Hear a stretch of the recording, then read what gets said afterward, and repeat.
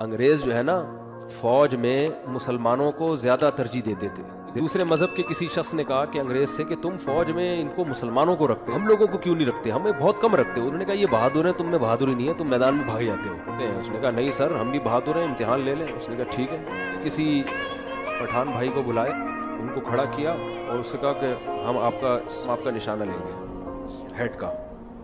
تو انگریز نے نشانہ لیا, سر سے ہیڈ اڑ گئی اور وہ فوجی اسی طرح آرام سے کھڑا ہوا. اس نے کہا ٹھیک ہے سر میں کر لیں, میں بھی تیار ہوں اس کے لیے. تو وہ دھوتی پہنتے تھے وہ لوگ, تو وہ دھوتی پہن کے کھڑا ہو گیا اور سر پہ کیپ پہنی. گورے نے سے نشانہ لیا, کیپ اڑ گئی, وہ بندہ کھڑا ہوا آرام سے. گورے نے کہا ویل ڈن.